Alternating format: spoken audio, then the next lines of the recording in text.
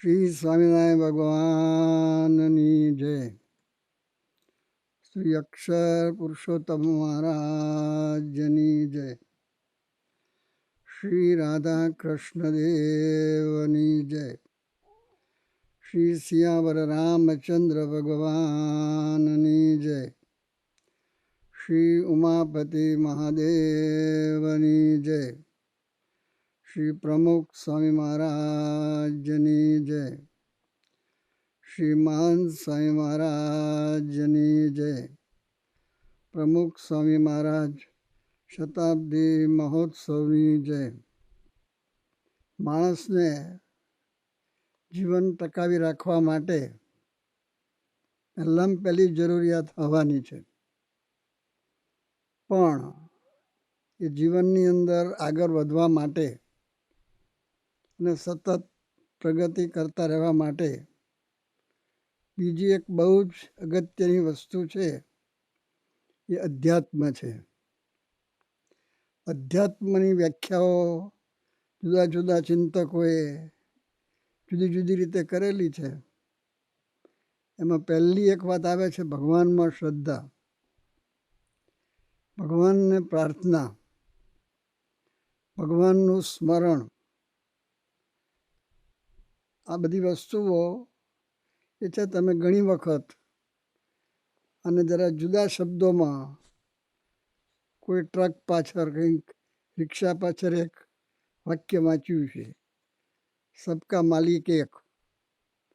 આ બધી જુદી જુદી રીતે એક ભગવાનમાં શ્રદ્ધાની વાત એ કરેલી છે. ભાગવતની અંદર આ શ્રદ્ધા માટે એક આખ્યાન આવે છે કે હાથી એના પરિવાર સાથે ત્યાં નદીમાં ત્યાં પાણી પીવા માટે અને સ્નાન માટે ગયેલો, અને હાથીને મગરે પકડ્યો. તો મગરના પંજામાંથી છૂટવા માટે હાથીએ બહુ જ પ્રયત્ન કર્યો. એના બીજા બધા જે પરિવારના સભ્યો હતા એમણે પણ પ્રયત્ન કર્યો, પણ એ હાથી છૂટી શક્યો નહીં. એટલે એ બધા પરિવાર બધા ચાલ્યા ગયા અને હાથી એકલો રહ્યો અને એ મગર સાથે લડતો રહ્યો. પછી એણે જોયું કે હવે આમાં મારું કાંઈ ચાલવાનું નથી. તો એણે ભગવાનને પ્રાર્થના કરી, પણ આખ્યાન ભાગવતમાં છે. અને ભગવાને એને રક્ષા કરી.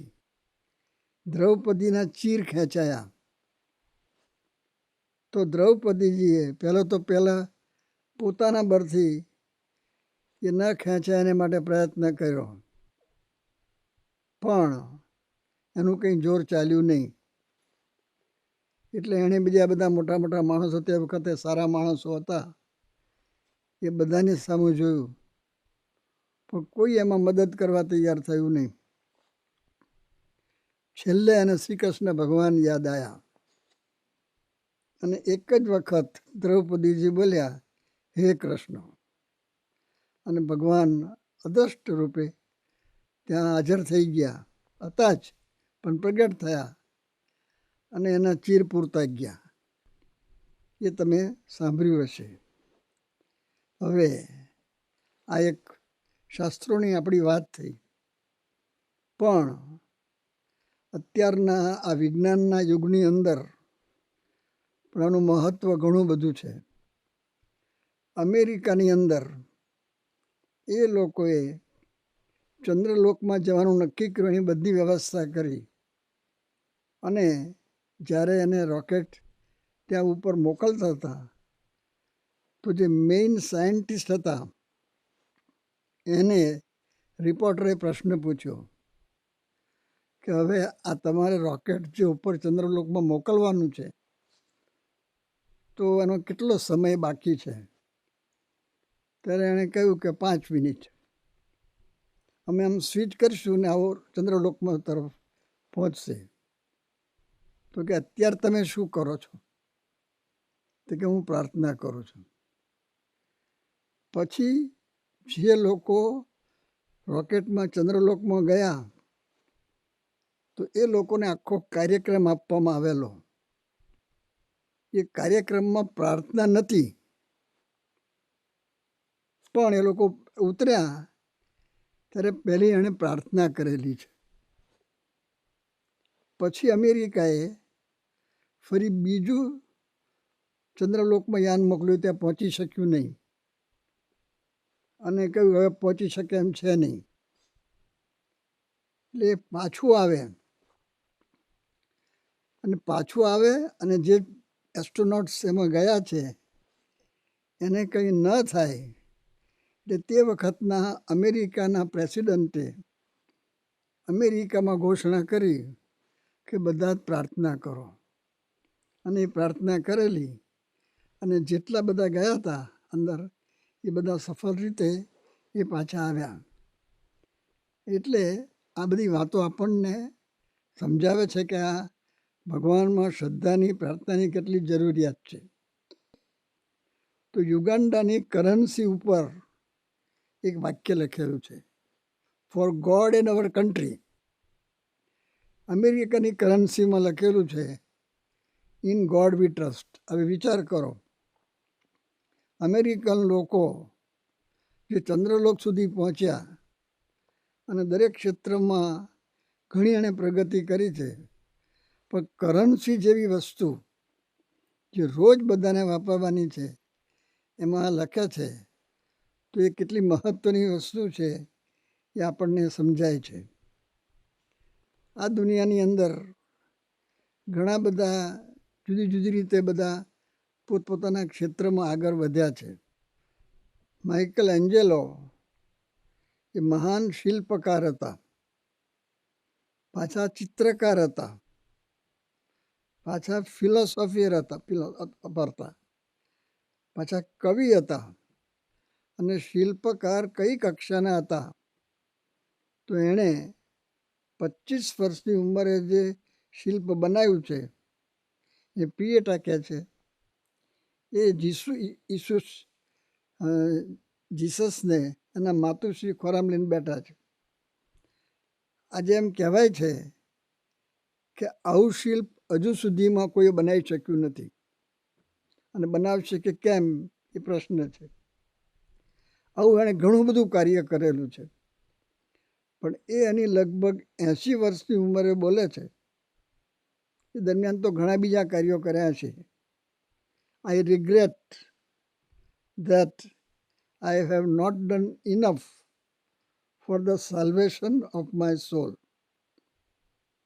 ગાંધીજી એમણે ભારતને સ્વતંત્રતા અપાવી તો ગાંધીજી કહેતા, prayer has been the saving of my life. હવે પ્રેયર માટે સમય કાઢતા, એક સેકન્ડની ગણતરી કરવાવાળા હતા, એ પ્રેયર માટે સમય કાઢતા. અને એક વખત પ્રાર્થનામાં મોડા પડ્યા તો ગાંધીજી રડી પડ્યા અને પ્રાર્થના તો કરી જ લીધી. તો ભગવાનને દરેકે આવી રીતે આગળ રાખેલા છે. પ્રમુખ સ્વામી મહારાજનો આ શતાબ્દી મહોત્સવ અત્યારે આ ચાલી રહ્યો છે. તો એ પ્રમુખ સ્વામી મહારાજ એ ડૉક્ટર કલામ એમના યોગમાં આવેલા, અને ડૉક્ટર કલામે ભારતના વિકાસ માટે બધા 5 મુદ્દાઓ કયા. પછી પ્રમુખ સ્વામી મહારાજને એમણે પ્રશ્ન કર્યો કે આમાં કંઈ વિશેષ કંઈ કરવાનું હોય તો આપ કહો. હવે તમે વિચાર કરજો, પ્રમુખ સ્વામી મહારાજ એ 6 ગુજરાતી ભણેલા હતા, અંગ્રેજી તો બોલતા જ નહોતા, અને આ લોકની રીતે જોઈએ તો બીજી કોઈ એવી એમણે વિદ્યા સિદ્ધ કરી નહોતી. એ કોઈ મોટા ગાયક નહોતા, કંઈ વાદક નહોતા, કવિ નહોતા, લેખક નહોતા, કશું જ નહોતા. પણ ભારતના રાષ્ટ્રપતિ અબ્દુલ કલામ સાહેબ, જે ધર્મે મુસ્લિમ હતા, મહાન વૈજ્ઞાનિક હતા અને એ પ્રમુખ સ્વામી મહારાજના દર્શને ઘણીવાર આવતા. અને એકવાર દર્શને જ્યારે આવ્યા ત્યારે એમણે આ ભારતના વિકાસ માટે એમના બધા જે સાથીદારો હોય વૈજ્ઞાનિકો વગેરે, એમણે 5 મુદ્દા બતાવ્યા. પછી પ્રમુખ સ્વામી મહારાજને કહ્યું કે આપને કંઈ કહેવાનું હોય તો કહો. ત્યારે પ્રમુખ સ્વામી મહારાજે કહ્યું કે 6થો મુદ્દો ઉમેરો, અધ્યાત્મ, એટલે ભગવાનમાં શ્રદ્ધા. જે રીતે તમે માનતા હોય એ રીતે. આજ માનવું એવો કોઈ પ્રમુખ સ્વામી મહારાજનો આગ્રહ નહોતો, પણ ભગવાનમાં શ્રદ્ધા, ભગવાનમાં વિશ્વાસ, ભગવાનમાં આસ્થા, તો આ મહત્વની વસ્તુ છે.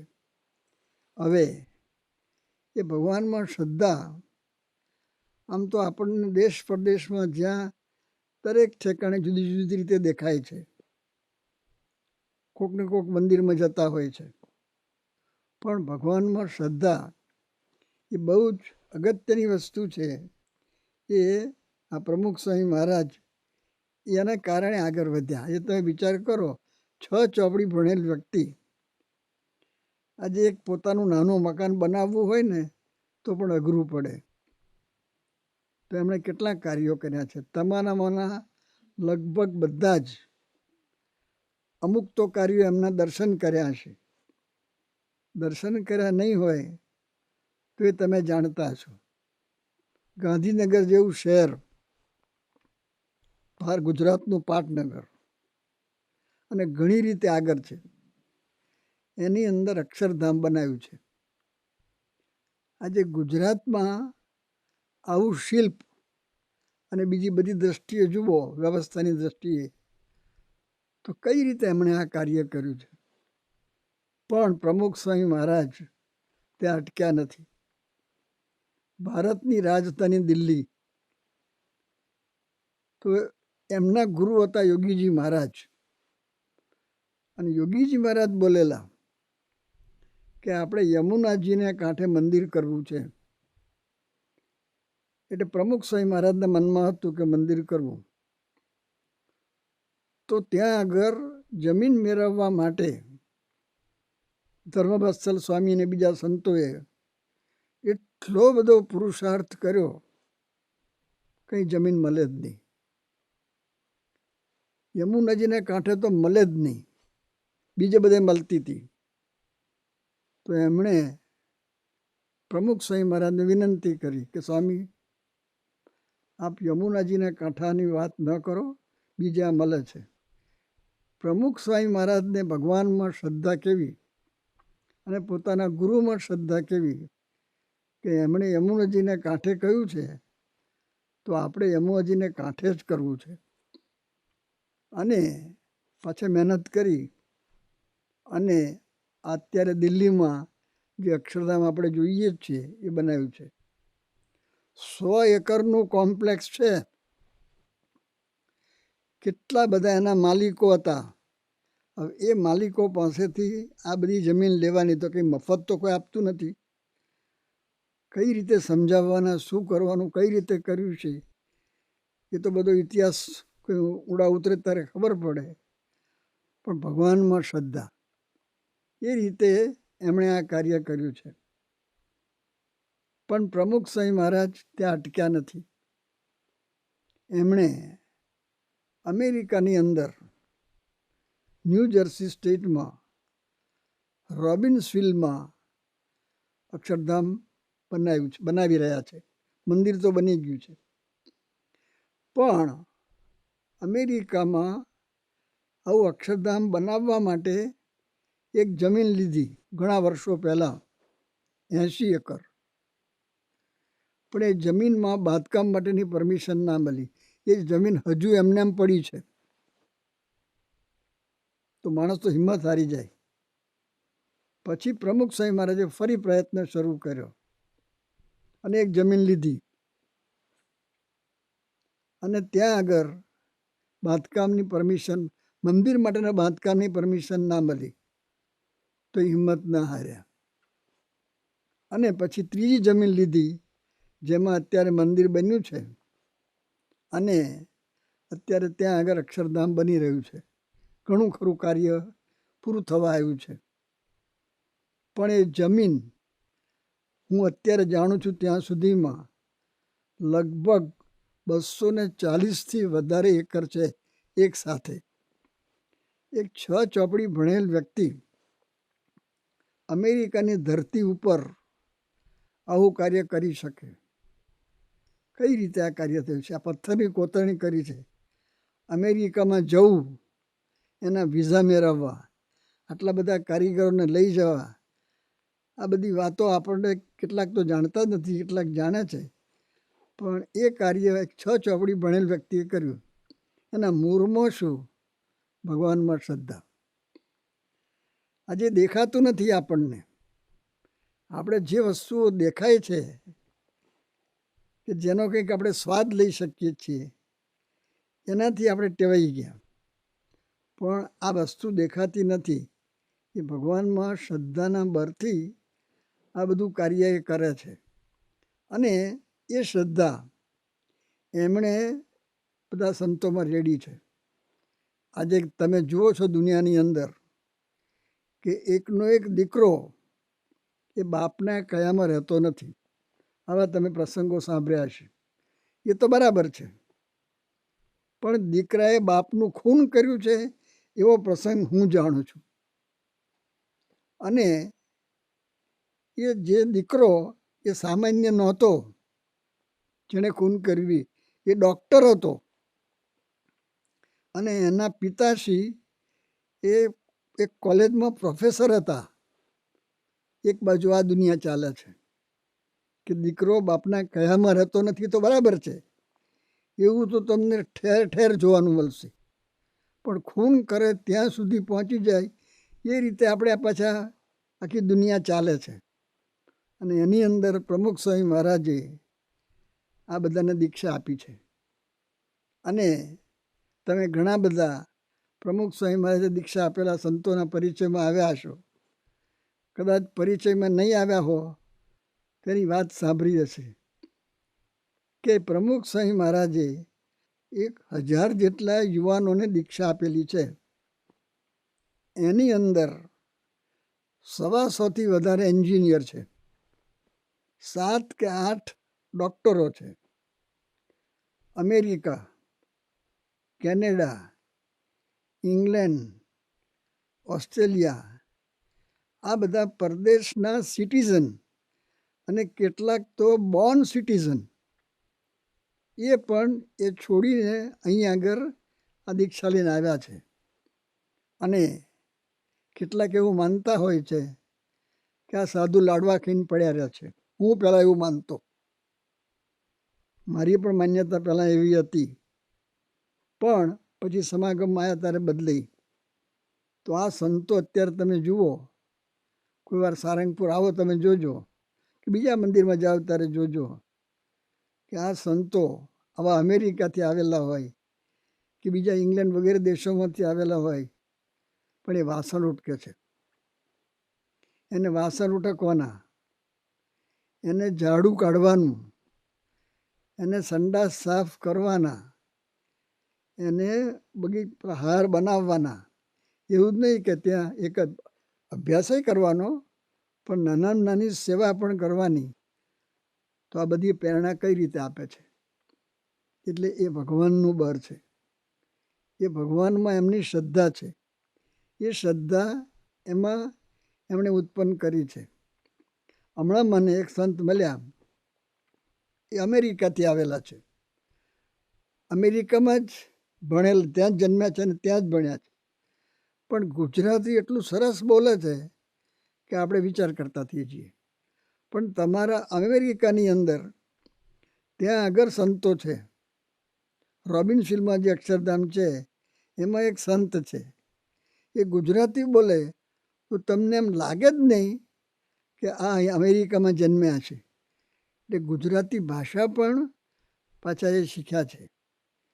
એટલે આ રીતે કઈ રીતે પ્રેરણા આપે છે એ કાંઈ સમજાતું નથી. બધા આવી રીતે સામાન્ય રીતે અત્યારે બહાર તમે જુઓ છો કે ભારતની અંદર અઠવાડિયાના 6 દિવસ કામ કરવાનું હોય, 1 દિવસ રજા હોય સામાન્યપણે. અમેરિકાની અંદર 5 દિવસ કામ કરવાનું, 2 દિવસ રજા હોય. અહીંયા આગળ જે સંતો છે કે પાર્ષદો છે એને કોઈ રવિવાર નથી, એને કોઈ હોળી નથી, દિવાળી નથી. ઉત્સવ ઉજવે છે પણ રજા છે એવું છે જ નહીં એ રીતે, અને એને કશું મળતું નથી. અહીંયા આગળ સારંગપુરની અંદર જે સંતો રહે છે કે જે સાધકો ભવિષ્યમાં સાધુ થવાના છે, એ બધાના ઘણાના બધાના પરિચયમાં હું પર્સનલી આવું છું.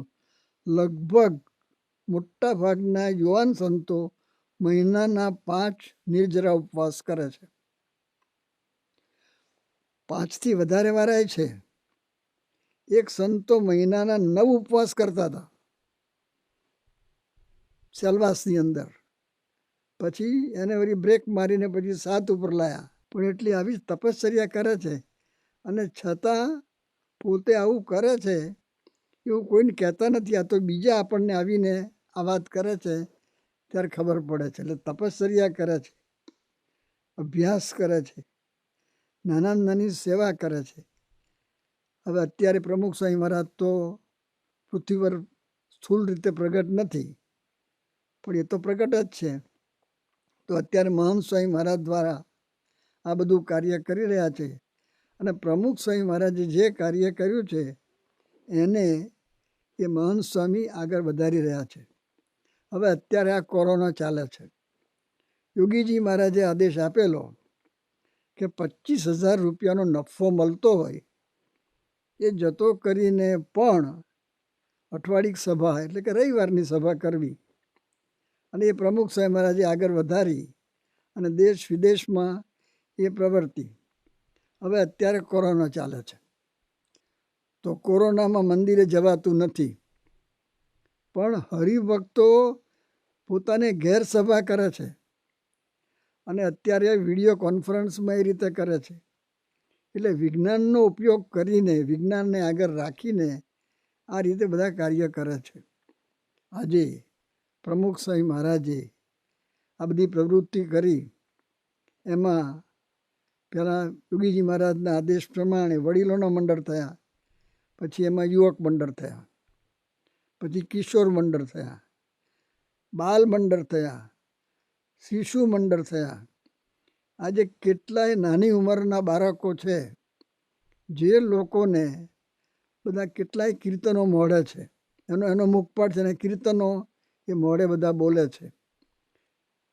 અને પ્રમુખ સ્વામી મહારાજ એવો પણ આગ્રહ નથી રાખતા કે તમે સ્વામિનારાયણ ભગવાનને જ માનો. એવું પણ પોતે સ્વામિનારાયણ ભગવાનના દ્રઢ આશ્રિત હતા, પણ એના યોગમાં જે કોઈ આવે તો એને ભગવાનમાં શ્રદ્ધા રાખવાની વાત કરતા. તમે કોને માનો છો? કે રામચંદ્રજીને. તો રામચંદ્રજીને માનો. રામચંદ્રજીને માનવું એટલે શું એ સમજાવે છે. તમે માનો છો, તમે મંદિરે જાઓ છો એટલે માનો છો, બરાબર, અને ખોટું નથી. પણ રામચંદ્રજી તમારી સાથે છે. તમારી સાથે પ્રાઇમ મિનિસ્ટર હોય તો તમને કેવું લાગે? તો રામચંદ્રજી તમારી સાથે છે. પણ તમારી સાથે છે ને, તમે તો આગળ વધેલા છો, તમે તો ભણેલા છો, તમે તો આગળ વધેલા છો. પણ સામાન્ય માણસો હોય, ભણેલા ના હોય, એ પણ બધા આવી રીતે આ સત્સંગ કરે છે. અને પ્રમુખ સ્વામી મહારાજ આદેશ આપે છે તો દુનિયાના ધર્મોએ જે આદેશ આપ્યા છે કે તમે ભગવાનનું સ્મરણને પ્રાર્થના કરો, તમારી રીતે કરો. તમે રામચંદ્રજીને ભગવાનને માનો છો તો એનું સ્મરણ કરો. તમે શ્રી કૃષ્ણ ભગવાનને માનો છો તો એ શ્રી કૃષ્ણ ભગવાનનું સ્મરણ કરો. એના મંદિરે જાઓ. પણ ત્યાં આગળ આ ભગવાનમાં શ્રદ્ધા પૂરી થતી નથી. એ પાછું આગળ શીખવાડે છે કે એ ભગવાન તમને માતા પિતા રૂપે મળ્યા છે. માતૃદેવો ભવ, પિતૃદેવો ભવ. તો માતા પિતાને પગે લાગો. તો આજે પ્રમુખ સ્વામી મહારાજના આદેશથી એવા સેંકડો બધા તૈયાર થયા છે. થોડું અઘરું લાગે છે, પણ માતા પિતાને પગે લાગતા થયા છે. માતા પિતાને ઘણીવાર નવાઈ લાગે છે, કારણ કે એને કોઈ અત્યાર સુધી પગે લાગતું તમને શીખવાડ્યું કોણે? કે અમે પ્રમુખ સ્વામી મહારાજ જે બાલ મંડળ ચલાવે છે એમાં જઈએ છીએ, એમાંથી શીખ્યા. તો એ મા બાપને પણ આ સદભાવ થાય છે. તો માતા પિતાનો આદર કરવો એ તો દરેકે આપણે શીખવાની જરૂરિયાત છે. એ તો કોઈ દરેક ધર્મની આ વાત છે, તો એ એમણે કર્યું છે. આજે તમે સમાજમાં જુઓ તો વ્યસનથી કેટલા ભયંકર પરિણામો આવે છે.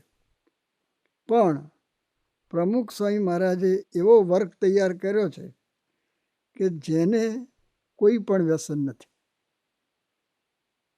એ કોઈ હોટલમાં ચા પણ નહીં પીવે એવા પણ છે. લગ્નમાં જાય તો ત્યાં આગળ એ ગમે તે રીતે બનાવેલું હોય બધું, તો એ જમતા નથી. ત્યાં આગળ એને પગે લાગી દે. પેલા ક્યાંક કંઈ અંગીકાર કરો તો એ ફ્રૂટ અંગીકાર કરે. એવી રીતે પણ કાર્ય કરે છે. અને આ અધ્યાત્મની વાત પ્રવર્તાવવા માટે એમણે આ સંતો તૈયાર કર્યા છે, ત્યાગીઓ તૈયાર કર્યા છે, પણ કાર્યકરો તૈયાર કર્યા છે, હરિભક્તો, કે એ એનું કામકાજ કરતાં કરતાં અને કામકાજમાં જે કંઈ રજા મળે તો એની અંદર આ કાર્ય કરે છે. સાયકલ લઈને જાય છે, બીજું કલાક ચાલીને જાય છે. એમાં ઘણી બધી મુશ્કેલીઓ પડે છે. કે કયા બરથી થયું છે? એ આ ભગવાનના બરથી થયું છે. તો તમે અત્યારે આ પ્રમુખ સ્વામી મહારાજ જયંતિ મહોત્સવનું પર્વ ચાલી રહ્યું છે, તો જેને તમે માનતા હોઈએ, પણ તમે તમારા ઈષ્ટદેવનું સ્મરણ કરો. સ્મરણ શું એ સાજુ સમજો. આજે આ બધા વિદ્યાર્થીઓ ભણે છે, ચોરી કર્યા વગર પાસ થનારા કેટલા? તો ચોરી ન કરવી એ તો દરેક ધર્મ શીખવાડે છે. તો શિક્ષકો પોતાના વિદ્યાર્થીઓને શીખવાડી શકે? તમારે કેમેરા મૂકવા પડ્યા છે. કેમેરાની જરૂર શું છે? એ ખોટા ખર્ચાની. ભગવાન કેમેરો નથી તો એ ના શીખવાડી શકાય? પણ એવું શીખવાડેલું છે. પ્રમુખ સ્વામી મહારાજે એવું શીખવાડેલું છે કે પેલો કહે તો એ ચોરી નથી કરતા, કે હું ચોરી કરીને પાસ નહીં થઉં. બધા એવા નથી થયા, પણ ઘણા એવા તૈયાર થયા છે. તો આ પ્રમુખ સ્વામીની જયંતિ એટલે આ છે. આ બધા સનાતન આદેશો છે. એટલે એ આદેશો પ્રમાણે આપણે બધાએ કાર્ય કરવાનું છે. તમે જે ધર્મ, ધારો કે હિન્દુમાં બીજા ઘણા ગ્રંથો છે. આજે તમારામાંથી શ્રીમદ ભગવદ્ ગીતાનું વાંચન કરનારા કેટલા? તો એ ના વાંચી શકાય? દરેક ભાષામાં મળે છે. અરે ગુજરાતીમાં વાંચો તો ખરા. તો એ કરવાની જરૂરિયાત છે. આ બધી એમની જયંતિમાં આ છે કે ગીતાનું વાંચન કરો. પછી તમે તમારા બાળકોને સંસ્કાર આપો. આપણે ત્યાં કહેવામાં આવેલું છે, અને વૈજ્ઞાનિકો કહે છે, મોટા મોટા મનોવૈજ્ઞાનિકો, કે બાળકના ઘડતરનો પાયો 3 વર્ષમાં નંખાય છે. કેટલાક તો 2.5 વર્ષે જ કહે છે. તો એ તો તમારા ઘરમાં જ રહે છે. તો તમે બાળકના ઘડતર માટે કંઈ પાયો નાખ્યો? પણ આપણા ઋષિમુનિઓ તેથી આગળ ગયા છે અને એમ કહે છે કે બાળકના ઘડતરનો પાયો એ ગર્ભમાં હોય ત્યારથી નંખાય છે. અને એ પ્રમુખ સ્વામી મહારાજના આદેશ પ્રમાણે અને બધા આવા મહાપુરુષોના આદેશ પ્રમાણે ઘણા બધા એવા તૈયાર થયા છે કે બાળક ગર્ભમાં હોય ત્યારે એને સંસ્કાર પડે એટલે એવું વાંચન કરે છે. એવી રીતે ભગવાનનું નામ લે છે. આ બધું પણ બધી શરૂઆત એની થોડી શરૂઆત થઈ છે. તો બધા આ તો કરી છે, જે તમારી ધાર્મિક માન્યતા એ પ્રમાણે. પણ તમે એને સંસ્કાર આપો ને. આજે સંસ્કાર વગર કાંઈ ટકવાનું નથી. હમણાં જ મેં એક પ્રસંગ સાંભળ્યો દુબઈનો, અને તમે કદાચ જાણતા હશો કે દુબઈની અંદર એક ભાઈ, એનો ફ્લેટ 14મે માળે, 50,000 સ્ક્વેર ફીટ. તમે થોડા દિવસ પહેલાંની જ વાત છે, તમે એની ડિટેલ મેળવજો. અને આટલું બધું હોવા છતાં એના જીવનની અંદર કંઈક શું મુશ્કેલી આવી એ તો મને બહુ એક્ઝેક્ટ ખબર નથી, પણ 14મે મારેથી એણે ઉપરથી પડીને આત્મહત્યા કરી. થોડાક વર્ષો પહેલાં મુંબઈની અંદર એક પરિવારના 5 સભ્યોએ એક સાથે પડીને આત્મહત્યા કરી. આ તો બધું વિચારો તો શું ખૂટે છે? એ ખૂટતું તત્વ છે એ અધ્યાત્મ છે. તો એ તમારી માન્યતા પ્રમાણે આજ માનો એવું અમે નથી કહેતા, પણ ભગવાનમાં શ્રદ્ધા, માતા પિતાનો આદર, સંતોમાં શ્રદ્ધા, અમુક નિયમો છે. આજે દારૂની જરૂરિયાત છે? કોઈ જરૂરિયાત નથી. આ બીડીની જરૂરિયાત છે?